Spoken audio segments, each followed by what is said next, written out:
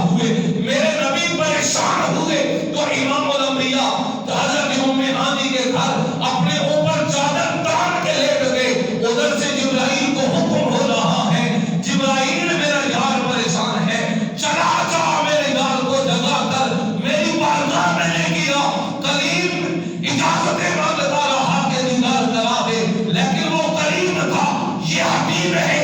آج حبیب کے ہم غموں کو دور کرنا چاہتے ہیں تو ایسے نہیں بلکہ محبوب کو اپنا آپ دکھا کر محبوب کے غموں کو دور اس صورت میں کریں گے، بتائیں گے کہ محبوب کیا ہوا جو مکہ والے تیرے ساتھ نہیں چلتے ہیں، کیا ہوا طائف والے تیرے اوپر پتھر برساتے ہیں، دیکھنا تیرا رب تجھے عرش اولا کے اوپر بلا کرتے ہیں. فضیلتوں کو لوگوں پر ظاہر فرمانا، تیری فضیلتوں کو رب ظاہر کر رہا ہے. وہ کریم تھے، یہ حبیب ہیں. یہی تو فرق ہے کہ کریم خود جا کر دیدار کی تمنا کرتا ہے، حبیب وہ ہے جو غمزدہ ہو کر لیٹ جائے تو رب ذوالجلال غموں کو دور کرنے کے لیے جبرائیل کو بھیج کر محبوب کی عظمتوں کو دوبارہ فرما دیتا ہے. وہ محبوب، اور پھر یہ بھی نہیں کہ کوئی خواب تھا، حالت بیداری میں میرے نبی نے اپنے رب کے جمال کا مشاہدہ کیا. جمال خدا بندی کا مشاہدہ کرنے کے بعد میرے تیرے نبی جب گئے نا اوپر رب کی بارگاہ میں، اور میرے نبی نے وہاں افعال معراج میں مختلف کیفیات دیکھی تھی، مختلف لوگوں کے مختلف عذاب دیکھے. مثلا بے نمازی لوگوں کے بارے میں سرکار فرماتے ہیں میں نے ایک قوم دیکھی کہ جن کے سروں کو کچلا جا رہا ہے، ان کے سر کچلے جاتے ہیں، پھر سر ان کے جو ہے صحیح ہوتے ہیں، پھر اسی طرح کچلے جاتے ہیں. تو میرے پاک نبی فرماتے ہیں جبرائیل یہ کون لوگ ہیں جن کے اوپر کتنا بڑا عذاب؟ تو حضرت جبرائیل نے عرض کی تھی یا رسول اللہ یہ وہ لوگ ہیں جن کے سر نماز کے وقت بھاری ہو جاتے تھے، یعنی نماز انہیں بھاری لگتی تھی، نماز کی طرف آتے نہیں تھے. فرمایا یہ وہ لوگ ہیں جن کے سروں کو کچلا جا رہا ہے. تو خدا کی قسم ان معاملات کو دیکھ کر بھی میرے نبی نے اپنا دامن رحمت رب کی بارگاہ میں پھیلا کے عرض کی تھی. وہ عرض کیا تھی؟ امام الانبیاء تاجدار کونین نے عرض کی تھی یا رب العالمین میں نے ان کے عذابوں کو مشاہدہ کیا، کوئی شراب پینے کی وجہ سے اس کے عذاب میں مبتلا ہے، کوئی زنا کرنے کی وجہ سے اس عذاب میں مبتلا ہے، کوئی یا رب العالمین دیگر معاملات کی وجہ سے پکڑا گیا ہے، لیکن مالکہ یہ سارے گناہگار ہیں تیرے بندے، میرے امتی، میرے اللہ، میری التجا ہے. یہ گناہگار بھی ہیں، یہ سیاہکار بھی ہیں، لیکن میرے اللہ میری التجا ہے، میرے ان گناہگار امتیوں کی بخشش فرما دے. سبحان اللہ. اور پھر یہ اعلان ہوا تھا محبوب سن لے وَلَسَوْفَ يُعْطِيكَ رَبُّكَ فَتَرْضَىٰ. اے میرے محبوب تیرا رب تجھے اتنا عطا کرے گا، اتنا عطا کرے گا کہ تو راضی ہو جائے. سبحان اللہ. یہ جو ہمارے اوپر کرم ہے نا، یہ دعا ہے آمنہ کے لال کی، یہ ہمارے لیے التجا ہے. ورنہ پچھلی امتوں کے تذکرے پڑھو تو ذرا سا گناہ کرتے تھے، کوئی بندر بن رہا ہے، کوئی سور بن رہا ہے، صورتیں شکلیں مسخ ہو رہی ہیں، لیکن میرے پاک نبی نے عرض کی تھی مالک ان کی عمریں بھی لمبی، ان کی قد و قامت بھی لمبی، لیکن مالک ان کی شکلیں تبدیل ہو رہی ہیں. میری امت کی عمریں بھی مالک قلیل ہوں گی، ان کے قد بھی درمیانے ہوں گے، لیکن مالک میری التجا ہے، یہ میری امت ہے، ان کی شکلوں کو ان کے گناہوں کی وجہ سے مسخ نہ کرنا. مالک میں دعا کرتا ہوں مالک ان کے عیبوں پہ پردہ ڈال دینا. اور رب پردے ڈالتا ہے، اور رب پردہ ڈالتا ہے، اور ایسا پردہ ڈالتا ہے. اس لیے کہ معراج کی رات جب میرے نبی رب کی بارگاہ میں گئے تو میرے نبی کو ایک خلت عطا ہو گئی تھی، ایک جوبہ مبارک. میں نے اپنے مرشد گرامی سے یہ بات سنی، آپ فرماتے ہیں کہ میرے نبی کو معراج کی رات ایک جبہ مبارک عطا کیا گیا تھا۔ میرے نبی کو جبہ لے کے جب واپس پلٹے نا تو حضرت ابو بکر و عمر، عثمان و علی سرکار کی کچہری میں ہیں۔ میرے نبی نے فرمایا کہ ابو بکر اگر تمہیں یہ جبہ پہنا دوں تو کیا کرے گا؟ تو جناب سیدنا صدیق اکبر نے عرض کی یا رسول اللہ صلی اللہ علیہ وسلم اگر یہ جبہ مجھے پہنا دے تو یا رسول اللہ ہر طرف پوری دنیا میں صداقت کو عام کر دوں گا، جدھر جائیں گے یا رسول اللہ صداقت کے جھنڈے ابو بکر لگاتے جائیں گے۔ میرے نبی نے جناب فاروق اعظم سے پوچھا اے فاروق اعظم اگر تجھے یہ جبہ پہنا دوں تو تو کیا کرے گا؟ عرض کی یا رسول اللہ اگر یہ جبہ پہنا دیا جائے تو میرے آقا ہر طرف عدالت ہی عدالت ہوگی، یا رسول اللہ عدالت کے جھنڈے ہر طرف لگاؤں گا۔ اور جناب عثمان غنی سے میرے نبی نے فرمایا عثمان اگر یہ جبہ معراج تجھے پہنا دوں تو تو کیا کرے گا؟ عرض کرنے لگے یا رسول اللہ ہر طرف حیا ہی حیا، ہر طرف سخاوت ہی سخاوت ہوگی۔ لیکن جب باری میرے تیرے نبی کے تین صحابہ کے بعد حضرت مولا علی کی آئی تو میرے نبی نے فرمایا مولا علی تجھے اگر یہ جبہ پہنا دوں تو تو کیا کرے گا؟ عرض کی یا رسول اللہ میں یہ کروں گا جبہ جب میرے جسم پہ آئے گا تو جب کوئی بندہ بے پردہ ہونے لگے گا تو یا رسول اللہ میں اس کے عیبوں پر پردہ ڈال دوں گا۔ سبحان اللہ، یا رسول اللہ پردہ ڈال دوں گا۔ سبحان اللہ، گویا حضرت مولا کائنات مولا علی کو مانتا ہر کوئی ہے، لیکن کوئی نشہ کر کے علی علی کرتا ہے، کوئی بھنگ پی کے علی علی کرتا ہے، کوئی شراب کا گھوٹا لگا کے علی علی کرتا ہے، لیکن سنی وہ ہے جو رب کی بارگاہ میں جبینی ریاض چکا کر دنیا کو یہ پیغام دیتا ہے کہ لوگوں جن سجدوں سے علی کو پیار تھا ہم بھی سجدے کر کے علی علی کے نعرے لگاتے ہیں۔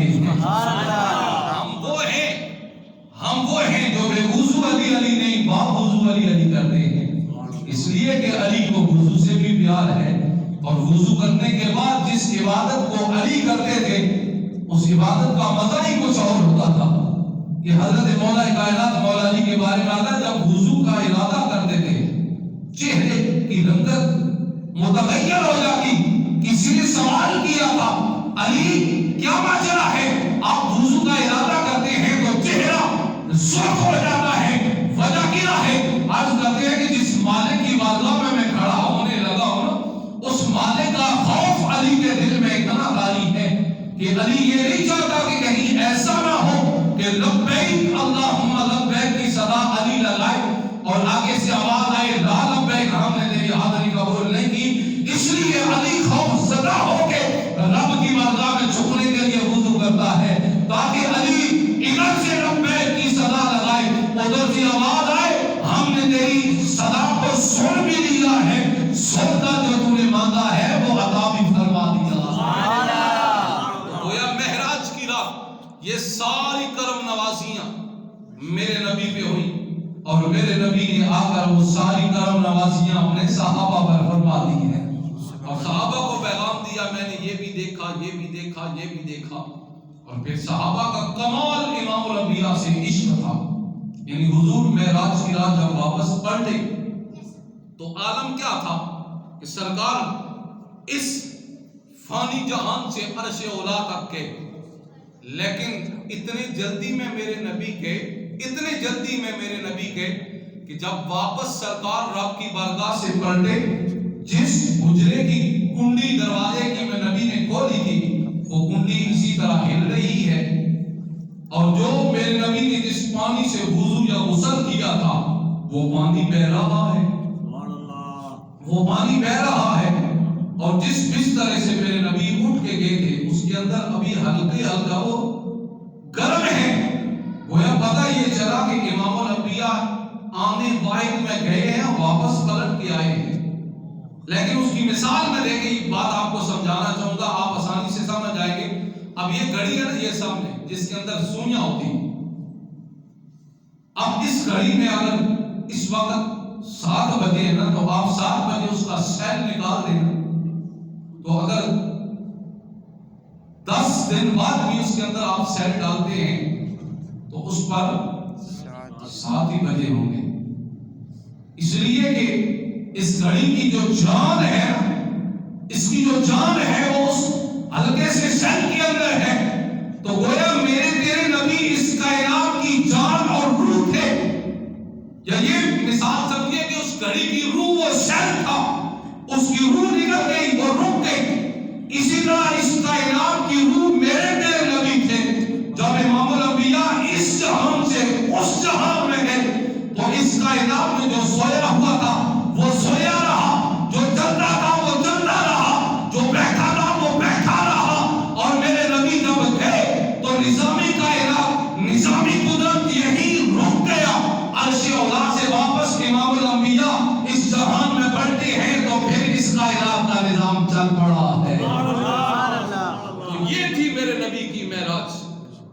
یہ اس نظامی قدرت سے جب عرش اولا سے رأیت ربی فی احسن صورہ، میرے نبی فرماتے کہ میں نے اپنے رب کو احسن صورت میں دیکھ کے آیا ہوں۔